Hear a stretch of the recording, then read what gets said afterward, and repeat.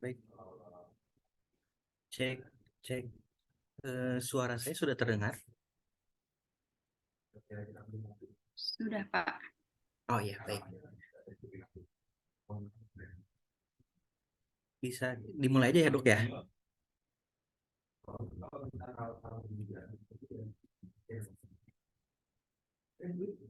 Bismillahirrahmanirrahim. Assalamualaikum warahmatullahi wabarakatuh. Alhamdulillah, la haula wala quwata illa billah. Selamat datang para peserta dari webinar kesehatan di sesi kali ini. Sesi kali Suaranya ini nggak kita kedengeran ya? oh, cek sebentar. Mohon maaf Pak Fikar, Kalau ini sudah Bu, suaranya nggak kedengaran ya? cek 1 2. Apakah sudah terdengar?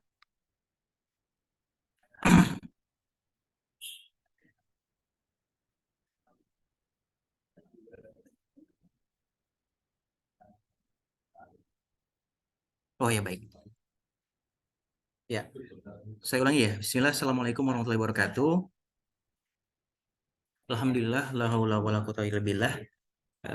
Selamat datang kepada rekan-rekan semua peserta dari webinar kesehatan kali ini yang insya Allah di sesi Akademi Rabbani kali ini kami didampingi oleh RSIA Kenari Geraha Medica bersama Dr. Bekti dan Dr. Mariam Afifah untuk bisa menjelaskan terkait gejala-gejala pendengaran ya. Nah, pertama-tama marilah kita panjatkan puji dan syukur kehadirat Allah Subhanahu wa taala karena berkat rahmat dan hidayahnya kita bisa berkumpul bersilaturahmi di sini ya di forum ini dalam keadaan sehat walafiat. Dan tentunya kita juga panjatkan sholawat terbaik kita kepada junjungan kita Nabi besar Muhammad Shallallahu Alaihi Wasallam, kepada para sahabat, keluarga, sahabat, tabiin, tabiat, sampai kita umatnya di akhir zaman. Baik,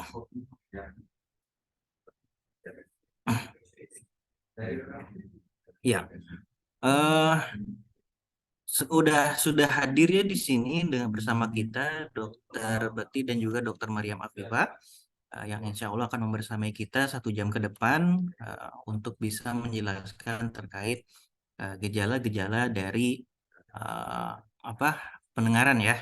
Tuh. Nah, ini sudah mulai. Ini sambil berjalan aja ya dok ya. Jadi eh, biasanya sih di pertengahan udah mulai banyaknya audiensnya gitu. Oke, ini sesi kali ini selain kita juga dibantu oleh RSIA, Kenari Geraha Medica, juga kita juga dibantu oleh Info Cilengsi, jadi untuk media partner kami, tuh ya. Terus juga akun-akun medsos kami Lasrabadi dan juga dari Rumah Sakit Ibu dan Anak Kenari Geraha Medica. Baik, kalau begitu sudah 13.05.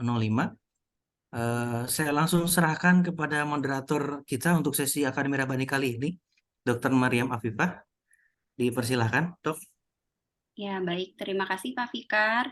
Assalamualaikum warahmatullahi wabarakatuh. Waalaikumsalam. Selamat siang Bapak Ibu semua. Kali ini dari kerjasama dari Lazis Rabani ya dengan RSI Penari Geraha Medica yang akan diisi oleh Dr. Bakti spesialis THT akan mengadakan penyuluh info-info bagi awam untuk dengan tema deteksi dini gangguan pendengaran.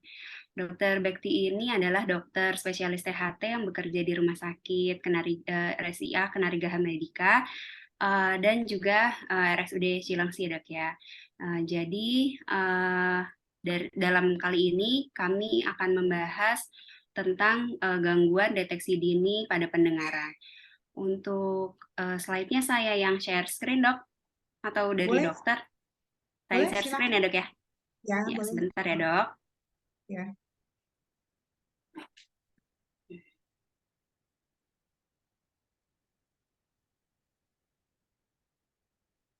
Oh, Pak Fikar, saya belum bisa share screen, ini hostnya masih disable.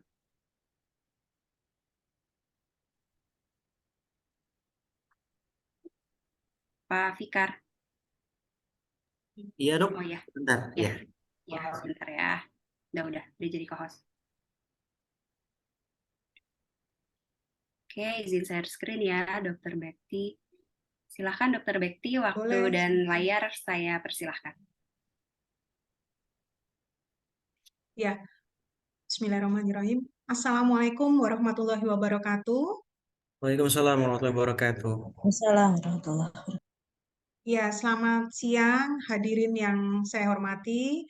Kita berjumpa pertama di acara Las Robani ini. Di sini saya akan memberikan edukasi kesehatan di bidang THT karena kebetulan saya dokter spesialis THT mengenai deteksi dini gangguan pendengaran. Sebelumnya mungkin saya memperkenalkan diri dulu. Saya Dr. Bekti Darmastuti SPTHTKL. Saya dinas di RSIA Kenari Graha Medika. Saya praktek tiap hari Selasa, Kamis, dan Jumat siang. Oke, mungkin saya bisa lanjutkan mengenai materi kita siang ini. Untuk pertanyaan, nanti kita akan ada sesi tanya-jawab.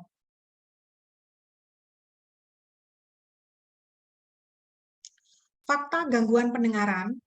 Data dari berdasarkan WHO, sekitar 367 juta atau kurang lebih 5,3% penduduk dunia itu terkena gangguan pendengaran. Dan lebih dari 180 jutanya penduduk dunia yang terjadi gangguan pendengaran terjadi di Asia Tenggara, yaitu di daerah Bangladesh, Myanmar, India, dan Indonesia. Sekitar 0,6% masyarakat di dunia totali mengalami gangguan pendengaran. Bahkan, menurut WHO, terdapat sekitar 1-2 kasus gangguan pendengaran kongenital. Artinya kongenital ini adalah dapatan yang didapatkan sejak lahir dari setiap 1000 kelahiran normal. Slide.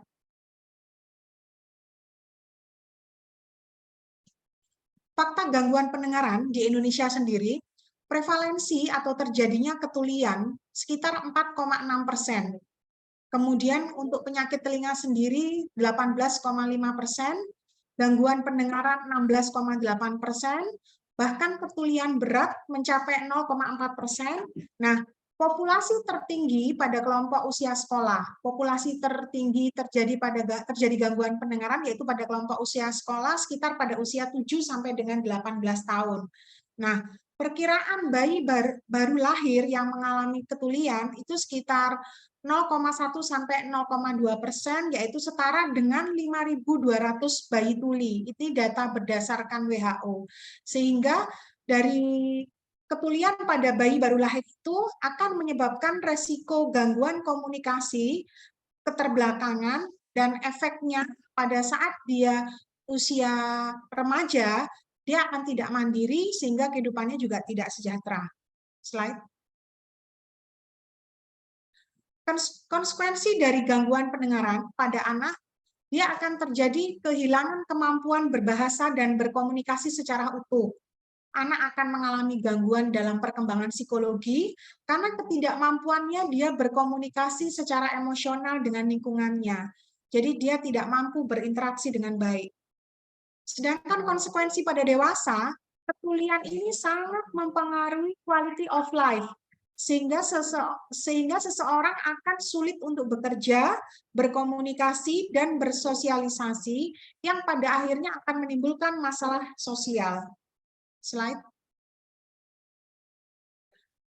Jenis gangguan pendengaran berdasarkan uji pendengaran itu ada 3 macam, yaitu gangguan dengar konduktif atau hantaran, kemudian gangguan dengar saraf atau sensori neural, dan gangguan dengar campuran.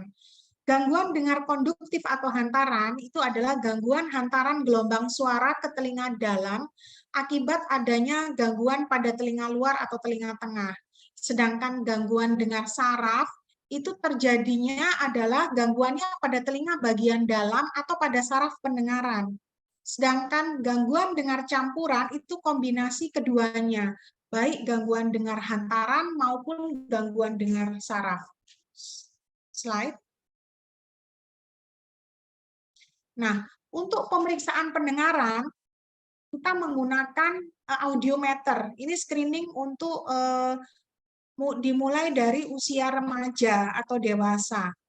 Kemudian alhamdulillah di Rumah Sakit Kenari Graha Medica kita sudah memiliki alat ini.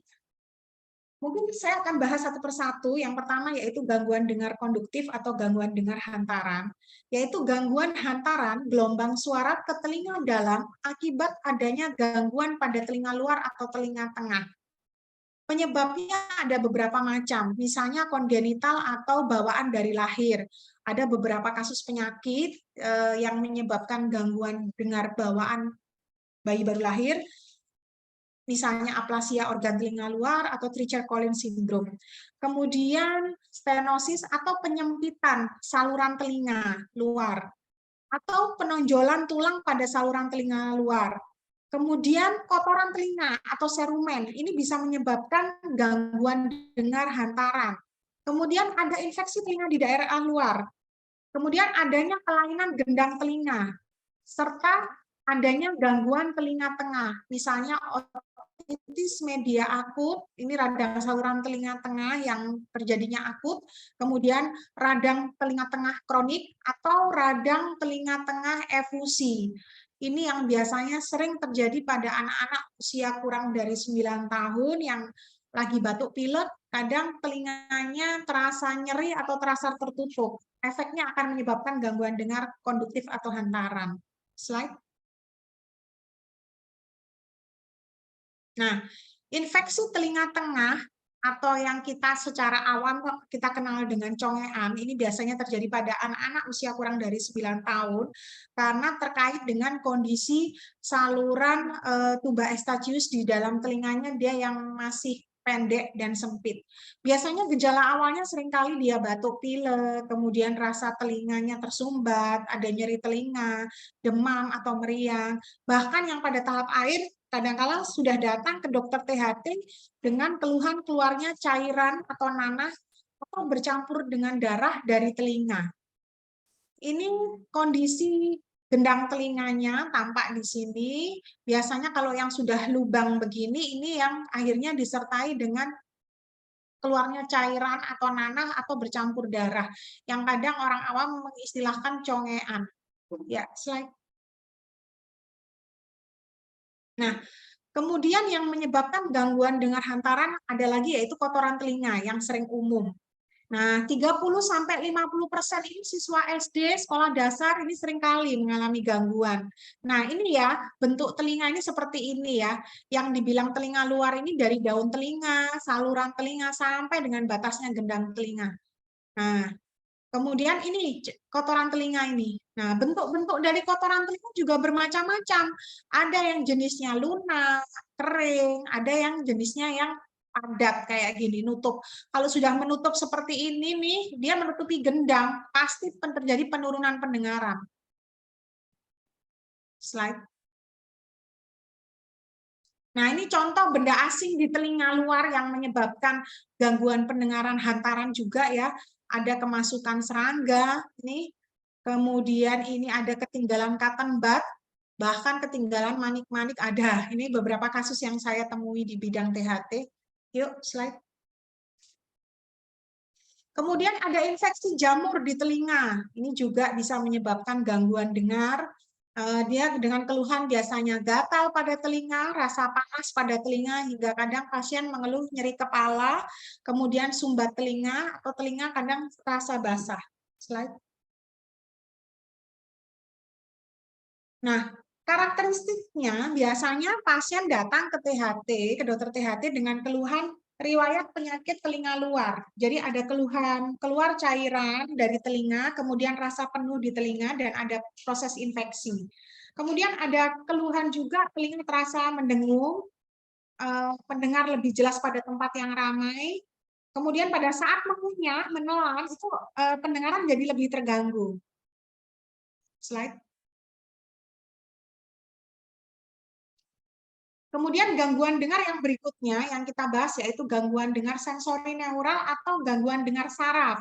Penyebabnya adalah tuli saraf dengan onsetnya yang gradual.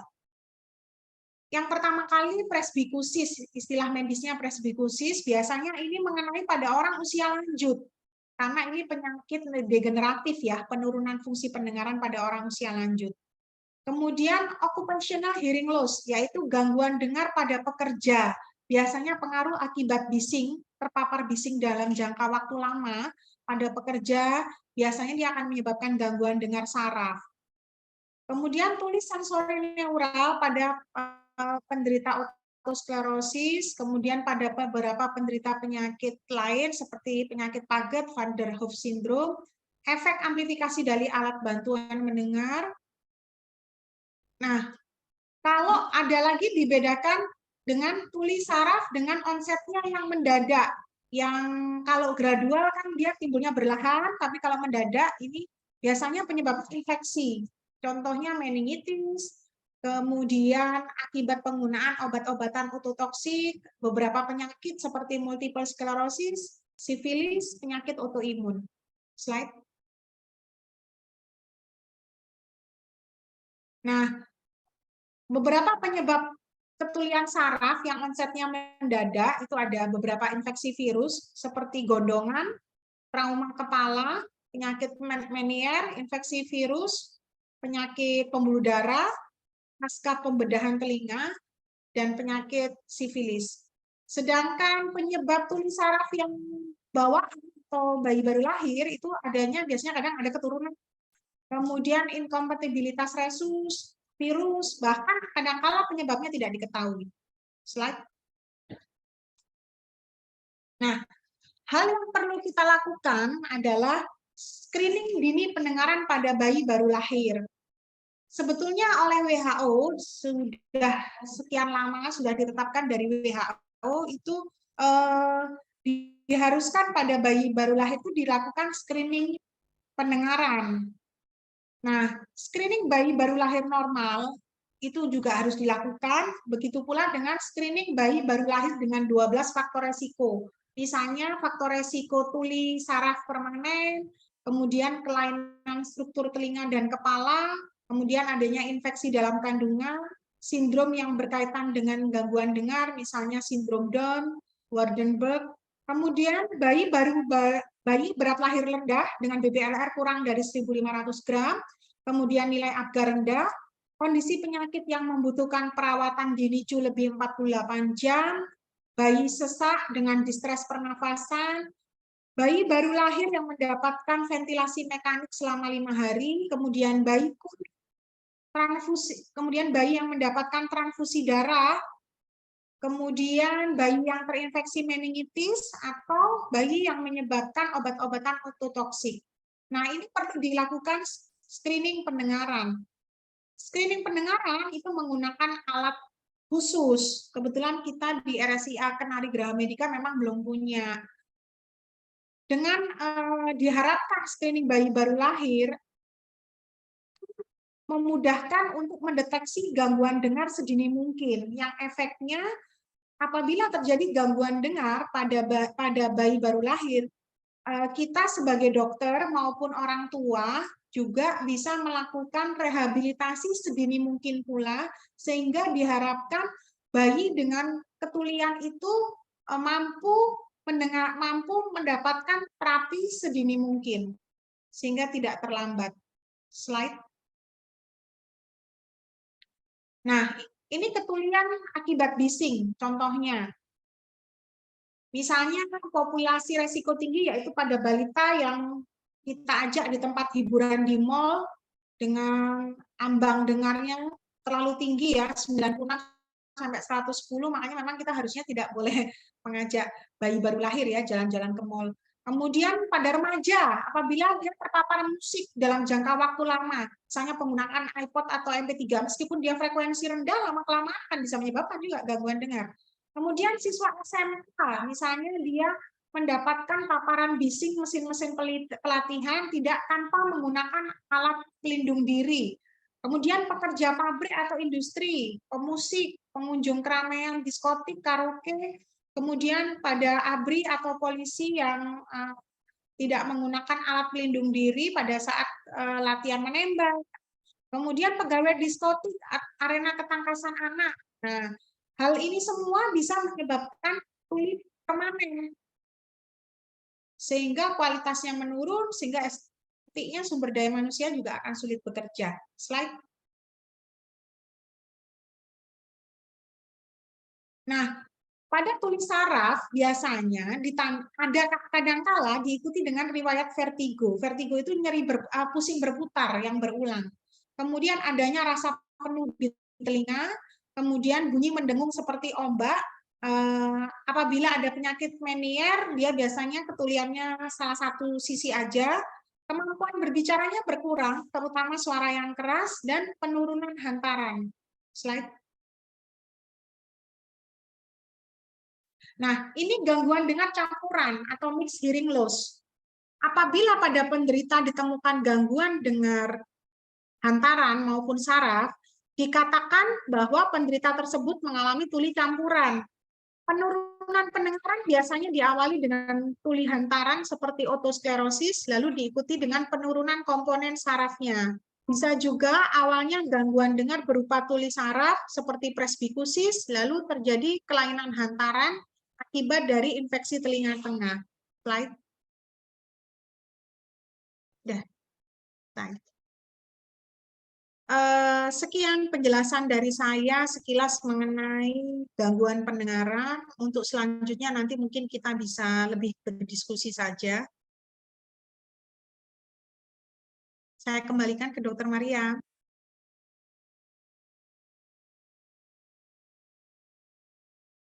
Izin dok, masih ada slide-nya dok. Masih ada? Masih iya. ada dok, sebentar dok. Kayaknya tadi Zoom-nya agak keputus ininya sinyal. Sinyal ya? Sebentar dok ya. Oh iya, oke.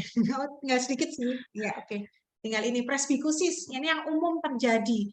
Jadi presbikusis ini gangguan dengar saraf yang paling sering terjadi pada orang dewasa, biasanya pada usia lanjut. Ini berkaitan dengan proses penurunan fungsi seiring dengan pertambahan usia. Biasanya terjadi berlahan-lahan, tetapi akan semakin berat. Diawali dengan frekuensi tinggi, kemudian diikuti dengan frekuensi rendah. Kedua telinga bisa terkena, walaupun derajatnya bisa saja tidak sama beratnya. Biasanya kejadian penurunan ambang dengar ini secara nyata mulai terasa pada usia 50 tahun ke atas. Slide. Nah, ini yang noise induced hearing loss, artinya kebisingan yang menginduksi terjadinya gangguan dengar. Biasanya disebabkan oleh terpajan oleh bising yang cukup keras dalam jangka waktu yang lama, biasanya pada pekerja pabrik atau lingkungan kerja, umumnya terjadi pada kedua telinga. Apa dikatakan menyebabkan gangguan dengar, kebisingan itu apabila intensitasnya lebih dari 85 desibel hearing loss. Nah, yang sering mengalami kerusakan adalah rumah koklea. Dan ini biasanya dipengaruhi oleh intensitas bising yang tinggi. Slide. Ya, sekian terima kasih dari saya. Mungkin nanti selanjutnya kita bisa lebih ke arahnya diskusi ya, Dr. Mariam ya.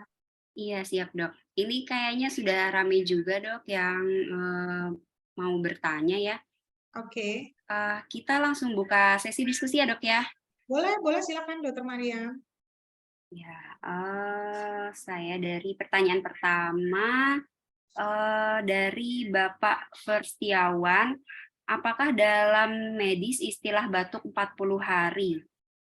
Pertanyaan ini sebenarnya ini tidak terlalu berhubungan dengan topik kita, tapi mungkin nggak apa-apa dijawab ya dok ya.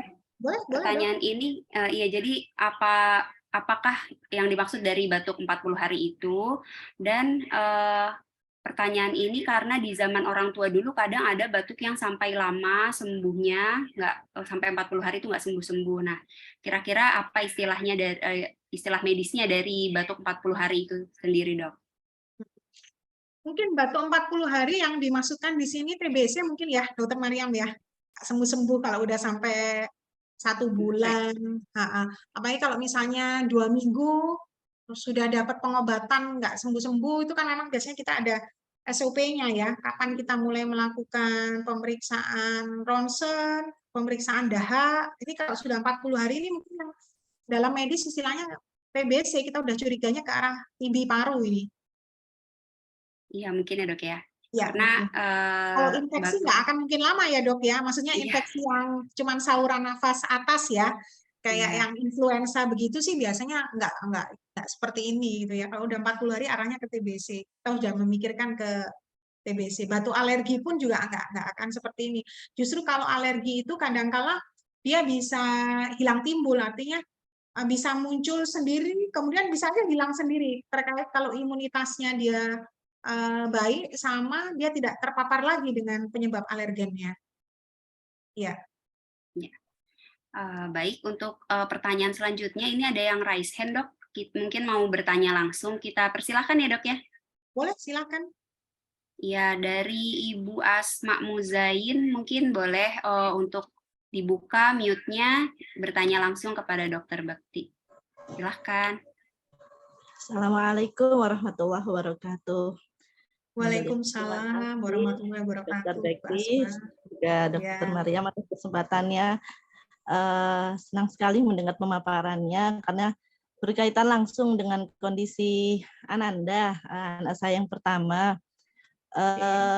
Jadi lahir dengan riwayat waktu saya hamil itu kena kasus rubella, virus rubella, sehingga memang terkena gangguan pendengaran 95-97 desibel untuk kanan kiri. Pertanyaan saya, apakah usia fokus berapa? di Maaf Ibu, sekarang usia berapa? Sekarang 11 tahun, Ibu. Oh, sangat berat. Oke. 11 tahun sudah memakai alat bantu dengar dari usia 2 tahun kurang 3 bulan. 21 bulan lah pakai ABD-nya, alhamdulillah.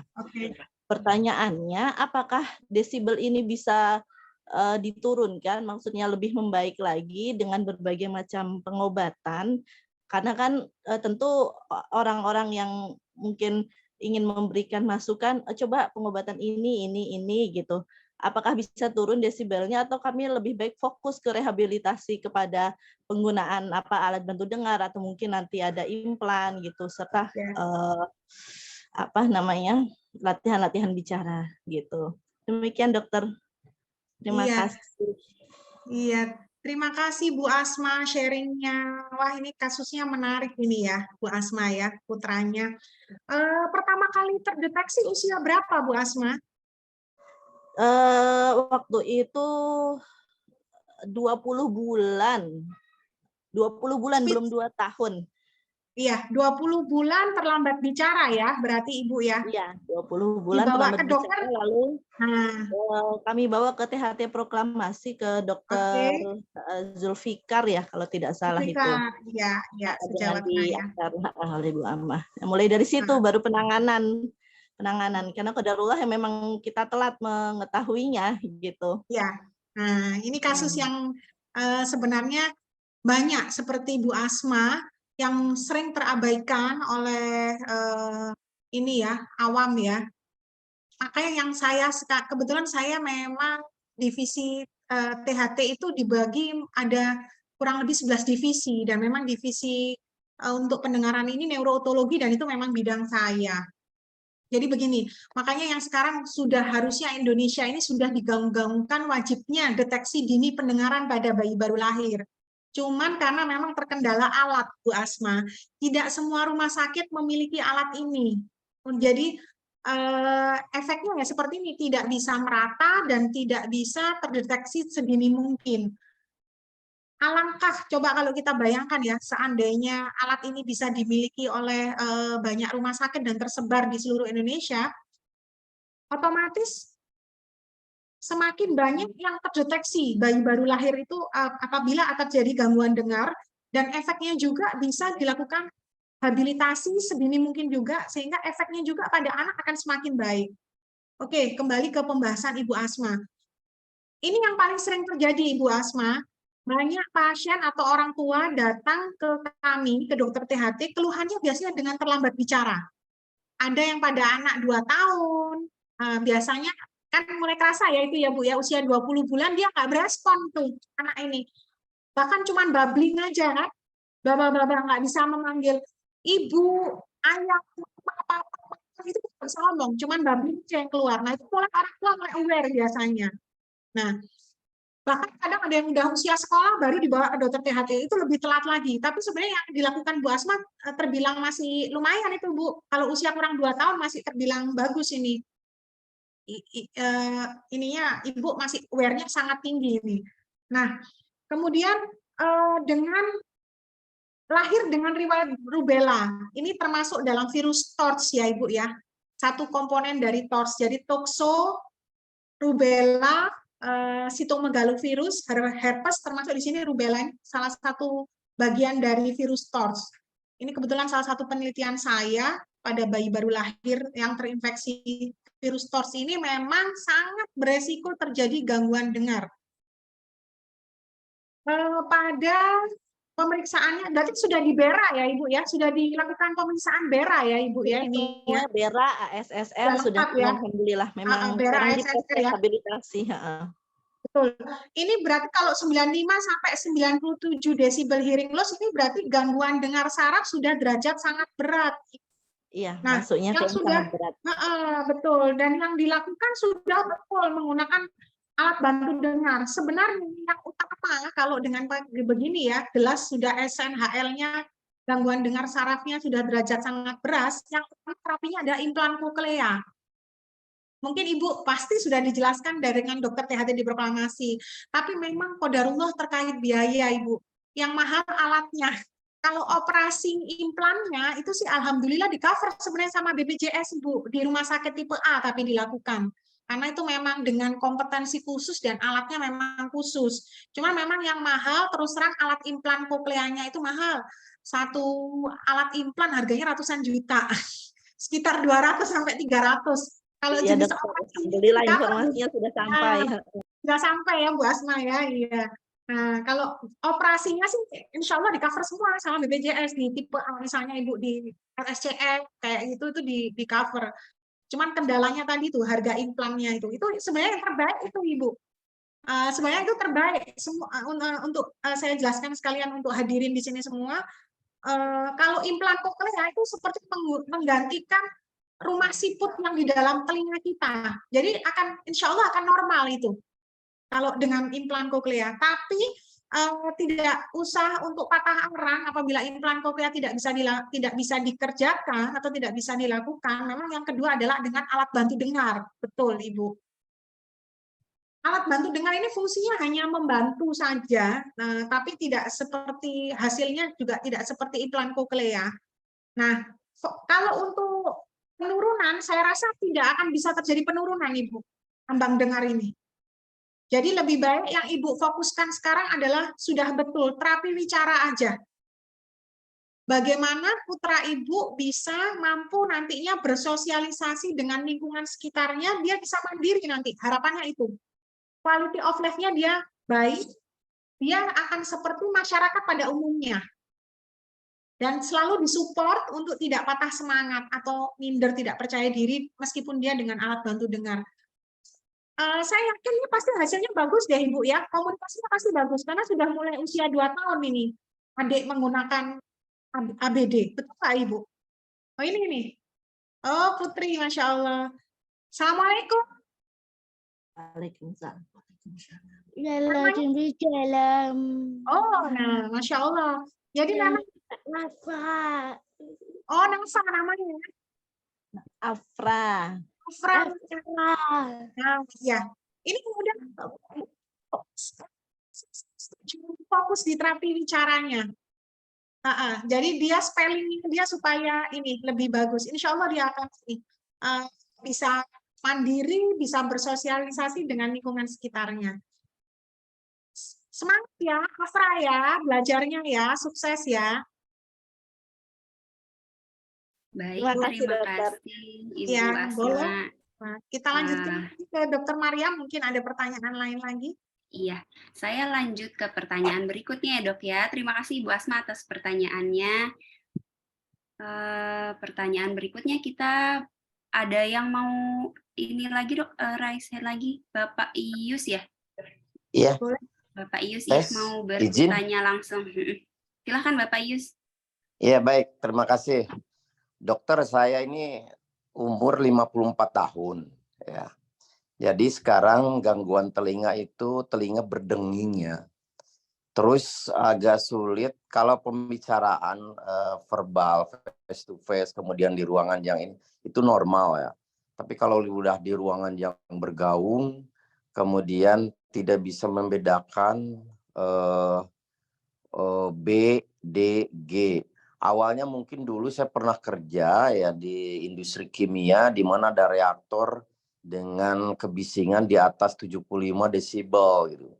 Tapi saya perhatiin sekarang kalau misalkan naik pesawat ya di tingkat ketinggian tertentu malah itu terdengar lebih jelas. Artinya kan ini terpengaruh terhadap tekanan ya, tekanan dari luar gitu loh. Kalau di atas pesawat itu kan tekanan mungkin tinggi ya, sehingga bisa terdengar jelas gitu ke dalamnya. Terus yang kedua, mungkin ini juga karena THT gitu kan, terkait hidung, tenggorokan ya dengan telinga itu kan kayak flu terus-terusan gitu, flu. Jadi kayak sinus. Kemudian secara histori berobat, saya udah pernah berobat juga sama yang di THT Proklamasi. Sampai harus didetek di Rumah Sakit Minto Harjo menggunakan apa tuh yang kayak tabung kapal selam itu loh. Nah, sampai saat ini denging tersebut masih terdengar, apalagi malam-malam ya kalau pas sepi gitu. Dan saya tidak bisa membedakan apakah di sebelah kiri atau kanan. Dan itu kelihatannya kayak di saraf gitu ya. Tidak di morfologi di jalannya telinga gitu. Nah, yang jelas bahwa pendengaran itu sekarang agak berkurang, terutama kalau ada suara-suara yang nggak jelas dengung gitu kan. Kalau yang frekuensi tinggi sih oke gitu. Kalau yang dengung itu kurang jelas gitu. Makasih. Kira-kira sebentar. Kira-kira bisa sembuh. Terus kedua, sekarang saya malah menggunakan ya alat bantu kalau mau rapat itu saya beli alat bantu online tuh. Itu murah meriah tapi bagus juga. Jadi saya pakai alat itu aja gitu. Ada settingan volumenya gitu. Cuman kan alatnya terlihat aja agak-agak malu gitu. Kira-kira dari sisi mendengungnya nggak hilang kan Pak Ius? Kenapa? Mendengungnya tetap nggak hilang kan meskipun dengan alat itu? Masih. Ya. Oke. Ya, jadi denging ya, bukan denging gitu kan. Ya, nah, betul. Sekarang kan agak kurang lah pendengaran. Jadi kalau rapat saya pakai alat bantu itu gitu. Alat bantu volumenya besarin, kecilin. Kalau nggak rapat saya nggak pakai juga gitu. Tapi kalau pembicaraan normal face to face berapa orang itu masih normal. Cuman di saat-saat tertentu kadang membedakan B, D, G, dan kadang sedikit suka nggak nyambung gitu, agak malu juga. Kira-kira dari sisi audiometri medis belum Pak? Sudah tes audiometri belum ya? sudah. Jadi tes audiometri itu grafiknya itu agak aneh juga gitu kan. Dia nurun, terus tiba-tiba di frekuensi tertentu dia langsung jatuh gitu. Oh, frekuensi langsung jatuh tinggi terus naik lagi gitu. Itu udah beberapa kali di tes audiometri. Jadi saya udahlah sekarang biarkan aja mungkin proses penuaan. Tapi yang jelas karena masih kerja agak-agak mengganggu juga gitu. Pasti. Ya. Ini kalau kami istilah medisnya tinnitus ya Pak ya, mendenging ini. Betul. Nah, ini yang memang agak sulit. Tapi dari data yang Bapak sampaikan, dari keluhan yang Bapak sampaikan ke saya, ini memang ada beberapa hal yang memang mesti saya gali. Apakah Bapak ada riwayat darah tinggi enggak? Darah tinggi sampai saat ini saya darah tinggi ya, tapi nggak ada gejala. Gini, teratur nggak Bapak minum obat? Terus tensinya bagus nggak? Tensinya rata-rata 135, tapi sekarang itu kurang lebih sekitar 150 sampai 160. Itu nggak, berarti nggak stabil Pak. Jadi gini, penyebab Ya. pendengung itu banyak sebetulnya, Pak. Ini memang kalau tinnitus ini pada Bapak, kalau sudah pasti Bapak sudah ke THT dan sudah ke proklamasi, apalagi sudah dilakukan audiometri, saya yakin pasti membran timpani atau gendang telinga Bapak ini normal. Jadi gangguannya di saraf pendengaran. Ada beberapa faktor resiko yang saya dapatkan dari keluhan yang Bapak sampaikan ini. Pertama, ada riwayat darah tinggi yang tidak teratur atau tidak stabil. Bapak mungkin juga minum obatnya nggak teratur. Ini salah satu faktor resiko jadinya mendengung. Kenapa? Karena telinga bagian dalam yang terdapat saraf dan pembuluh darah itu, dia sangat sensitif sekali, Pak. Dengan gangguan pembuluh darah, misalnya tensi yang tidak stabil naik turun, itu kan sangat sensitif. Itu yang pertama. Iya, Kemudian, benar. kemudian yang kedua yang harus Bapak perhatikan, ini Bapak ada tadi yang Bapak sampaikan, Bapak ternyata ada riwayat paparan bising waktu dulu bekerja. Ini jadi salah satu faktor resiko. Akibatnya efeknya biasanya akan terjadi kerusakan di salah satu organ bagian telinga dalam. Ada namanya sel-sel rambut, Pak, di telinga bagian dalam. Iya, oke. Nah, itu jadi faktor resikonya ada banyak juga nih yang kalau saya dapatin dari Bapak. Kemudian yang ketiga juga ada oklusi tuba. Nah, mungkin Bapak sempat, kenapa saya tahu Bapak ada oklusi tuba? Karena Bapak tadi menyampaikan sempat sudah berobat di RSAL ya Pak, yang ruangan kedap darah tadi, tekanan udara, terus Bapak kalau misalnya pesawat semakin meningkat, ya tertutupnya. Nah, ini berarti ada oklusi tuba. Oklusi tuba itu tertutupnya saluran tuba eskachius yang menghubungkan antara hidung dan tenggorokan ke telinga bagian. Benar. Kadang maaf dipotong, kadang tiba-tiba terbuka gitu kan? Saat ada flu tertutup. Oke. Nggak kebuka kembali kan kadang. Kalau di pesawat terbuka tuh kenceng tuh di atas kan, tapi pas udah turun landing kok nutup lagi. Iya. Nah, kalau udah kayak gini memang apalagi Bapak sudah terapinya termasuk sudah maksimal, berarti oklusi tubanya ini udah sampai ke RSAL itu. Nah, mungkin yang bisa Bapak coba atasi, coba tensi Bapak lebih diatur. Bapak ke dokter penyakit dalam supaya menstabilkan tensinya, tekanan darahnya. Paling nggak normal itu kan kurang dari 130/90 ya Pak. Terus selain itu baikan memang karena jalan terakhir itu kalau obat memang udah nggak ada ya Pak ya, karena ini Bapak udah lama ini jelas. Lebih baik abaikan. Bunyi mendengungnya abaikan sih memang. Apalagi Bapak sudah, makanya tadi saya yakin Bapak pakai alat bantu dengar pun tidak akan menghilangkan bisingnya. Benar. Sebatas membantu fungsi penurunan fungsi pendengarannya aja tadi. Pendengungnya akan hilang. Iya. Jadi harus dibedakan ya Pak, penurunan pendengaran sama adanya kebisingan, adanya mendengung tadi. Betul ya Pak? Iya. Penurunan pendengarannya insya Allah sih kembali dengan ABD, alat bantu dengar, tapi mendengungnya tidak akan hilang. Yang Bapak tidak lakukan sih abaikan, tapi coba Bapak ikhtiar dengan menstabilkan tensinya. Oke. Sip. Makasih dokter, ini jawabannya hebat sekali nih. Kelihatannya baru ketemu di tensi, kelihatan memang tensi sih cenderung naik terus dan saya nggak terlalu peduli ya, karena pertama nggak ada gejala, terus kedua olahraga, terus makanan ini juga tapi mungkin sekarang ini mungkin saya coba akan mengatasi gangguan ini dari sisi tensinya ya. Betul, Bapak harus ke dokter penyakit dalam, terus nanti biasanya akan ada obat tensi. Mohon maaf ya Pak, ini sebetulnya kendala yang bukan kendala ya, yang sering dirasakan oleh pasien-pasien darah tinggi ini nggak pernah teratur minum obat, betul nggak Pak? Oke.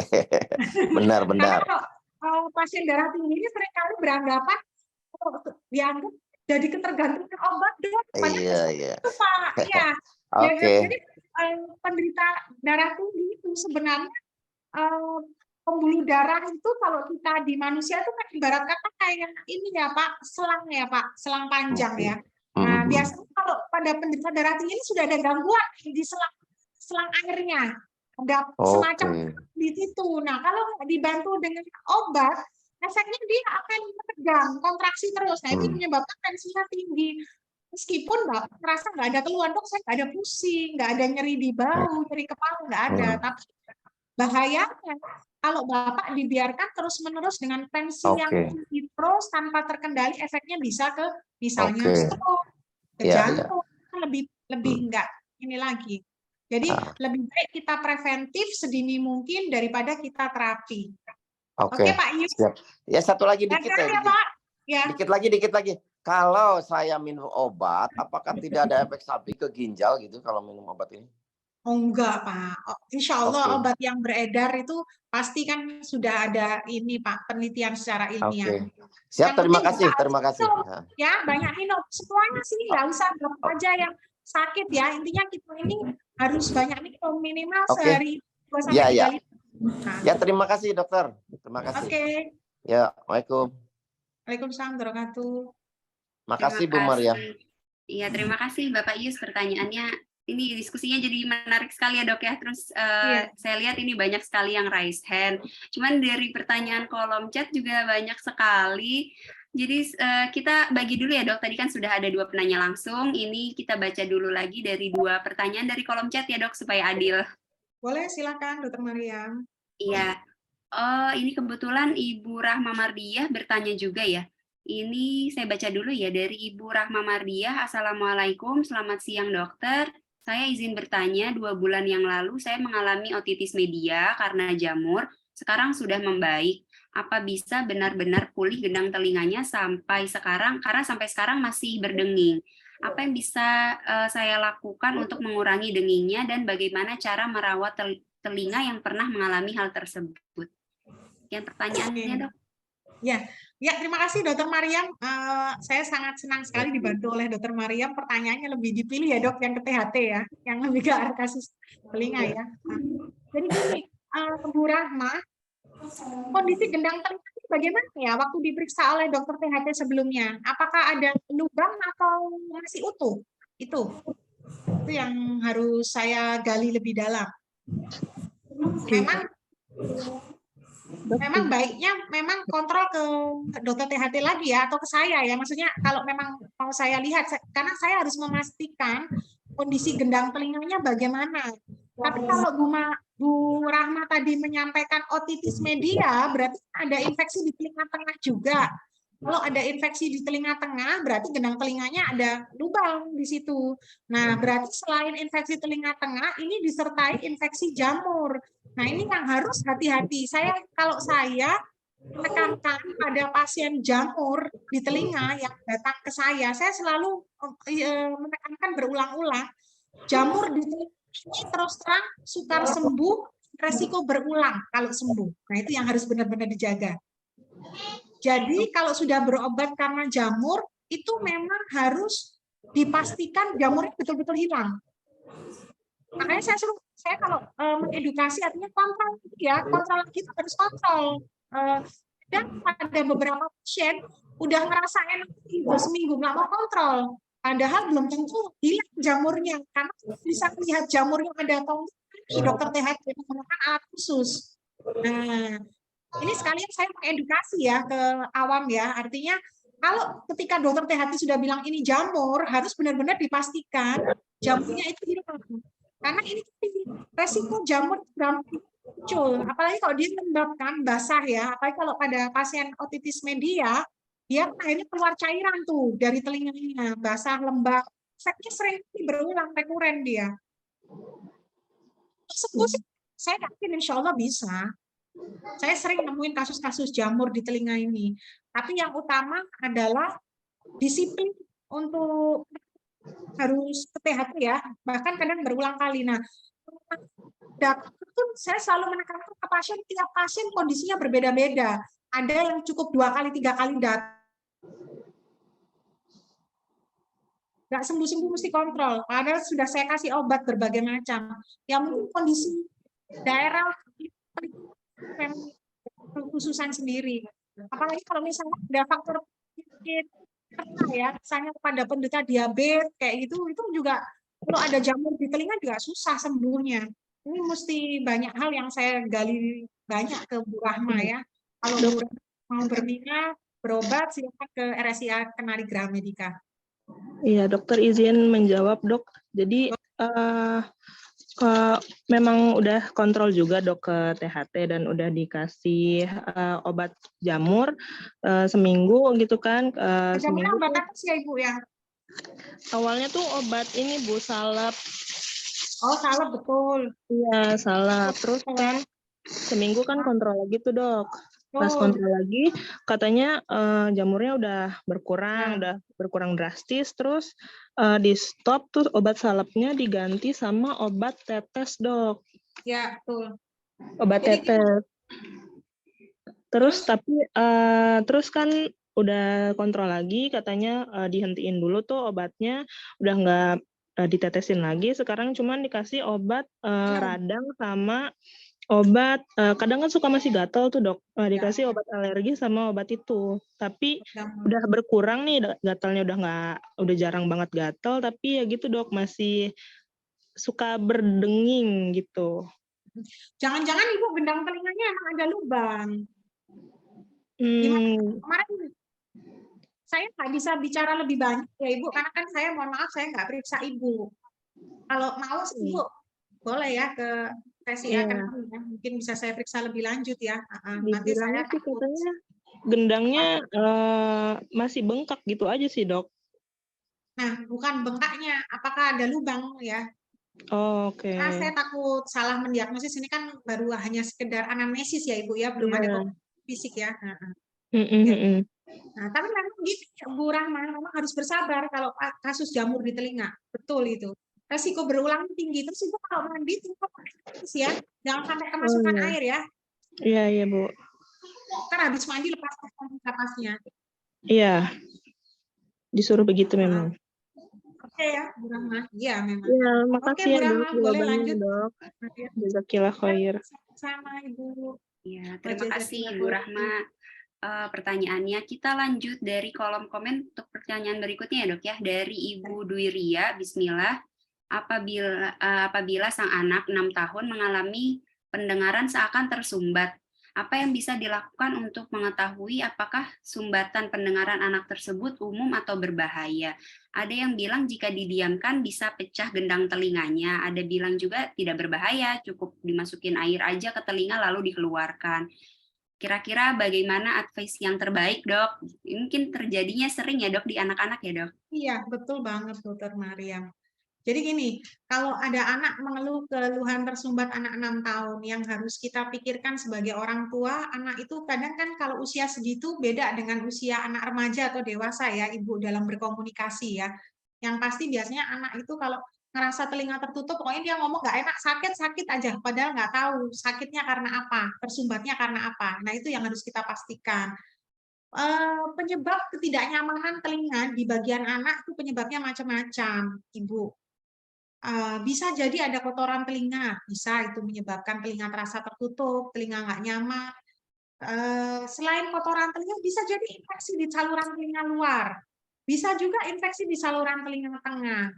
Nah, memang ada beberapa hal yang untuk menguatkan kita arahkan diagnosisnya ya, misalnya apakah dia disertai batuk pilek juga atau tidak. Kemudian selain itu juga ada diperiksa memang dengan alat di THT ya, otoskopi ya, untuk dipastikan kondisi saluran telinganya dan gendang telinganya. Nah, setelah dari kita tahu itu, baru kita bisa menentukan diagnosisnya. Ini arahnya kotoran telinga atau infeksi. Nah, kalau sudah ketahui diagnosisnya, baru kita bisa menindaklanjuti ke terapinya. Ya, siapa yang nanya tadi, Ibu atau Bapak, Dokter Maria? Ibu Dwi Ria. Ya, jadi memang penanganannya adalah harus dicek terlebih dahulu ya, dok ya? Betul, Dokter Mariam. Ya. Iya. Selanjutnya ada yang raise hand ini, dok. Ibu Dian dari Cikeas. Silakan Ibu Dian dari Cikeas. Baik, dok. Bapak Dian ya? Maaf, Pak. Ya, silakan. Assalamualaikum, dok. Selamat siang. Izin bertanya nih, dok.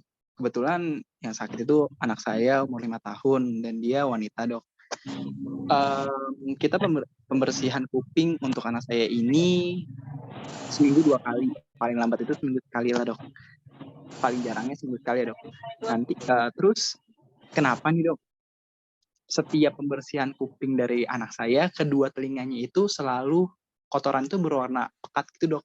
Beda dengan kakak-kakaknya itu kayak lebih kering gitu. Tapi yang ini itu kayak lebih pekat dan juga ya gitulah dok. Pokoknya lebih pekat gitu dan banyak. Apakah itu normal dok? Selama ini sih tidak ada keluhan dari dia dok untuk masalah pendengarannya. Kami juga belum pernah cek di dokter THT manapun untuk keluhan untuk masalah ini. Tapi apakah ini normal dok? Seperti itu dok. Ya, siang Mbak Dia, terima kasih atas pertanyaannya. Jadi tipikal kotoran telinga tiap orang itu berbeda-beda Pak. Tiap anak juga tiap anak berbeda-beda. Ada yang cenderung melunak, ada yang cenderung keras, ada yang cenderung warnanya cuma kuning, bahkan agak kuning keputihan, ada yang coklatan, ada yang sampai kehitaman. Itu semuanya di dalam batas normal Pak Dian. Jadi nggak perlu terlalu dikhawatirkan. Nah, nggak apa-apa Bapak melakukan pembersihan telinganya di rumah sesekali, cuman alangkah baiknya juga tiap 6 bulan sekali ke dokter THT untuk memastikan kondisi telinganya. Sama seperti kalau kita ke dokter gigi ya Pak, dianjurkan untuk screening adanya gangguan itu tiap 6 bulan sekali, karena kan upaya preventif diharapkan jauh lebih baik daripada kalau kita sudah sakit. Oke Pak Dian. Baik, terima kasih dok. Izin bertanya lagi dok. Ya. Kita tahu kan dok, udah ada sistem namanya ear candle. Apakah ear candle itu baik dok untuk anak seusia 5 tahun ini? Tidak disarankan sama sekali Pak, baik usia 5 tahun atau usia berapapun. Oke baik dok, berarti lebih baik kita bersihan kuping pakai korek kuping biasa aja gitu deh dok ya? Oke, cotton bud? Pakai cotton bud boleh, tapi hanya di sisi-sisi luar ya Pak, tidak boleh sisi ke dalam. Karena apa? Apalagi pada anak ya, liang telinganya dia lebih kecil dan pendek. Yang ada dengan gerak berputar, dia akan semakin mendorong kotoran masuk ke dalam, ke gendang telinga. Kalau hanya sisi-sisi luarnya nggak apa-apa. Makanya tadi yang saya informasikan, saya edukasikan untuk semua hadirin semua juga, upaya preventif. Sebenarnya kita itu kan kalau di bidang kesehatan itu Pak, lebih baik kita preventif ya Pak ya, daripada kalau sudah sakit kita baru berobat ke dokter. Dengan kita mendeteksi segala penyakit atau kemungkinan kita sakit, diharapkan kita mencegah untuk terjadi hal yang tidak diharapkan. Ear candle tidak disarankan untuk berapapun usianya. Baik dok. Iya. Syukran dok. Jazakallahu khair. Afwan wa jazakallahu khair. Ya, terima kasih Bapak Dian atas pertanyaannya. Kita masih ada waktu dok, kita lanjut pertanyaan berikutnya ya dok. Ya, pertanyaan terakhir berarti ya Dokter Mariam ya. Kenapa dok? Pertanyaan terakhir ya ini. 2 pertanyaan lagi nggak apa-apa ya dok? Boleh dok? Boleh Dokter Mariam. Karena ini di kolom chat banyak sekali sebenarnya dok yang bertanya. Ini saya pilih yang paling kira-kira banyak dialami sama masyarakat ya dok ya. Jadi dari Bapak Abdul Hanan bertanya, Assalamualaikum warahmatullahi wabarakatuh. Mohon izin bertanya, berhubungan dengan materi hari ini dengan tema THT, apakah mungkin jika kena salah satu penyakit THT akan berdampak ke semuanya dok? Misalnya seorang kena sinusitis, apakah mungkin jika berdampak ke telinga juga? Sekian, terima kasih dokter. Oke ya, Assalamualaikum warahmatullahi wabarakatuh, Pak Abdul Hanan. Ya, apakah kalau terkena sinusitis bisa ke telinga? Pasti bisa, Pak. Karena kan telinga, hidung, tenggorokan dia ada satu saluran yang saling menghubungkan. Pasti itu. Apalagi kalau dia sinusitisnya, faktor resikonya ada alergi, Pak. Ada rinitis alergi. Itu mudah sekali untuk gampang banget telinga jadi terasa tertutup, terasa penuh, terasa nyeri. Pasti.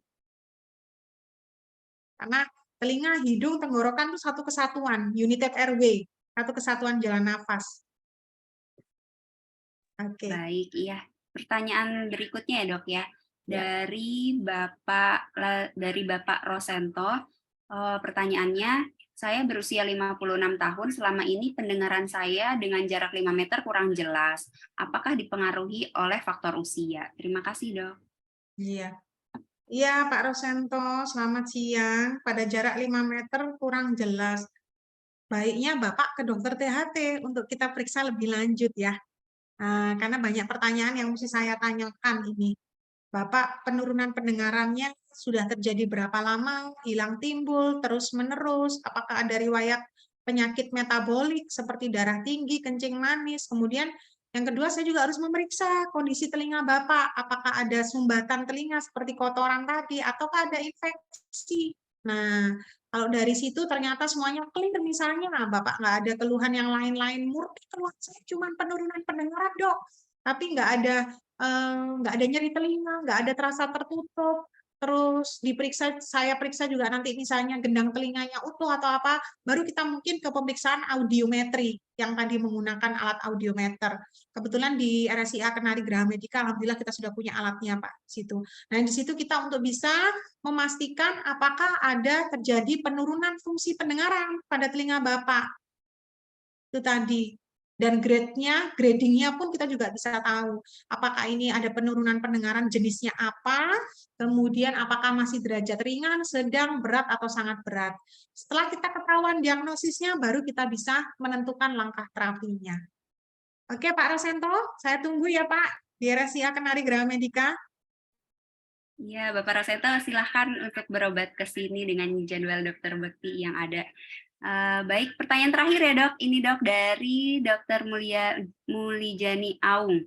Izin bertanya, pasien tinnitus usia 65 tahun, pertanyaannya di bagian telinga mana yang terjadinya tinnitus, obat apa, dan bagaimana cara menyembuhkan atau mengurangi tinnitus? Apakah presbiokusis bisa disertai dengan vertigo? Terima kasih dok.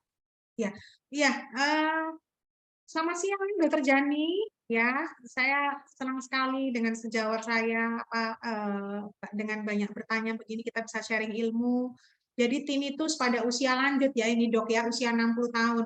Sama seperti yang tadi saya sampaikan ya dok, mendengung itu berarti gangguannya di telinga bagian dalam dok. Kalau di telinga bagian dalam dok, yang perlu kita perhatikan di sana ada organ pembuluh darah, saraf yang pasti ya dok.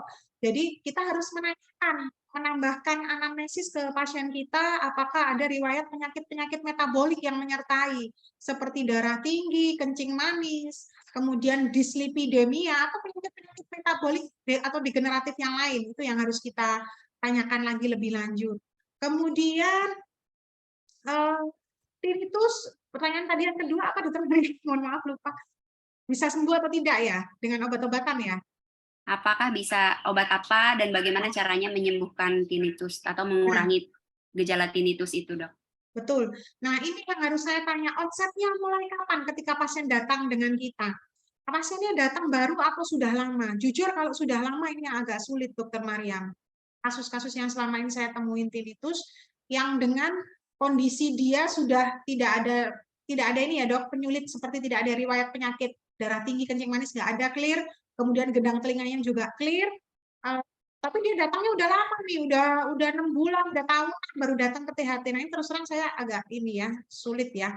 Kecuali kalau datangnya baru, memang ada obat nih ya, saya sebenarnya nggak mau menyebutkan mereknya. Nanti saya nggak dibayar sama farmasi iklannya, nanti saya mengiklankan. Ada obat, tapi dia obat ini herbal dok. Tapi memang dia memang fungsinya targetnya adalah untuk itu, untuk lebih ke arah gangguan pendengaran memang. Tapi dia obat ini herbal, penelitian ilmiahnya juga sudah ada yang dilakukan oleh dokter spesialis THT juga ada penelitiannya ini, artinya membuktikannya juga sudah ada secara medis. Tapi memang efeknya pun beda-beda dok. Saya banyak pasien tinnitus yang saya berikan obat ini, kalau yang dia munculnya baru dok, alhamdulillah efeknya bagus dok. Tapi kalau sudah muncul lama, tapi yang sudah bulanan, tahun sudah sulit. Itu. Kemudian yang ketiga tadi ya, apakah tinnitus bisa disertai dengan penyakit lain seperti vertigo? Bisa dok. Pusing bisa dok, Meniere bisa, penyakit Meniere. Dan vertigo pun kan kadang sering kalau yang vertigo kan kita mesti bagi dua ya. Vertigo itu pusing berputar. Saya takut ini karena juga sebagian orang awam ya, nanti bahasa medis agak sulit nanti dicerna. Jadi vertigo itu pusing berputar itu dibagi menjadi dua. Yang penyebabnya di bidang THT itu biasanya karena dari saraf tepinya yang ke telinga. Kemudian yang kedua atau yang kita kenal dengan BPPV karena pusing berputarnya disebabkan karena perubahan posisi, sama yang satu lagi yaitu pusing berputar yang penyebabnya dari otak sentral. Ini yang ditangani oleh dokter saraf. Hanya biasanya untuk kasus-kasus vertigo itu antara dokter saraf sama dokter THT saling berkonsultasi. Karena ini untuk memisahkan ini kasus vertigo THT atau vertigo saraf. Itu sih dokter Jani. Ya. Baik, terima kasih Dokter Bekti. Ini sebenarnya pertanyaannya masih banyak sekali, terus mungkin banyak dari peserta yang ingin bertanya juga, tapi berhubung ini ada keterbatasan waktu ya, dokter juga harus. Ini saya rangkum sebagian ya dok ya, izin ya. Jadi Boleh, memang, dokter. Jadi penyakit gangguan telinga ini disebabkan karena banyak faktor ya dok ya, dan tidak bisa dijadikan satu ini penyebabnya karena salah satu aja, bisa juga penyebabnya karena gabungan gitu ya dok ya.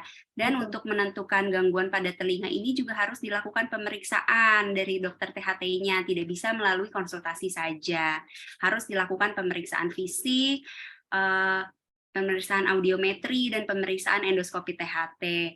Alhamdulillah di Rumah Sakit Ibu dan Anak Kenari Graha Medica kita sudah memiliki dokter THT yang handal dan baik, Dokter Bekti, dengan jadwal praktek yang nanti akan kita lampirkan, dan fasilitas yang ada di kami adalah pemeriksaan endoskopi THT dan pemeriksaan audiometri. Jadi bagi yang ingin berkonsultasi lanjutan, mungkin pertanyaannya belum terjawab, belum disampaikan pada Zoom kali ini, bisa langsung datang ke Rumah Sakit Ibu dan Anak Kenari Graha Medica, bertemu langsung, berkonsultasi langsung dengan Dokter Bekti. Kami menerima segala pembayaran ya dok ya, dari pembayaran umum, asuransi, dan BPJS. Jadi pasien BPJS juga dapat ditangani di Rumah Sakit Ibu dan Anak Kenari Graha Medica. Selanjutnya mungkin sesi tanya jawab dan pemaparannya sudah berakhir. Kita kembalikan ke Bapak Fikar ya, Bapak Fikar.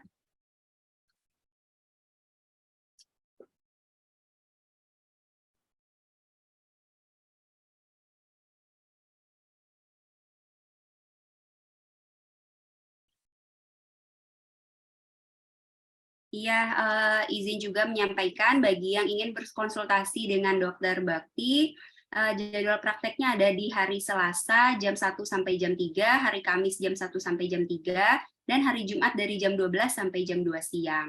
Mungkin bagi yang belum sempat terjawab pertanyaan-pertanyaannya bisa langsung berkonsultasi langsung dengan Dokter Bekti dan dilakukan pemeriksaan langsung supaya penyakitnya bisa langsung terdiagnosis dan diterapi dengan tepat. Baik, ini Bapak Fikar sudah ada. Sesi dari Dokter Bekti sudah selesai, Bapak Fikar. Pertanyaannya juga sebagian bagian besar sudah dijawab oleh Dokter Bekti. Mungkin karena keterbatasan waktu juga, saya menyerahkan kembali ke Bapak Fikar. Terima kasih Dokter Bekti atas waktunya dan segala informasinya, ini sangat berguna bagi kami semua, Dok. Sama-sama, Dokter Maria. Ya. Iya. Alhamdulillah sudah selesai ya, Dokter Mariam? Iya, ya Pak Fikar. Iya. Ini diskusinya cukup menarik sebenarnya, banyak banget yang pengen bertanya, cuman karena keterbatasan waktu juga ya, karena Dokter Bekti juga harus praktek dan sebagainya. Ya mungkin Jadi, bisa langsung ke RSIA mungkin ya dok ya?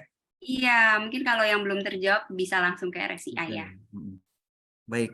Ya, alhamdulillah. Terima kasih untuk rekan-rekan dari Rumah Sakit Ibu dan Anak Kenari Graha Medica. Kita udah sebentar lagi ke penghujung acara. Ya. Nah, alhamdulillah. Jadi bagi rekan-rekan di sini yang ingin mengetahui lebih lanjut terkait program Akademi Rabbani atau ingin mengetahui lebih dalam tentang Les Rabbani, bisa follow akun Instagram kami di Les Rabbani atau bisa langsung cek ke websitenya di lesrabbani.or.id.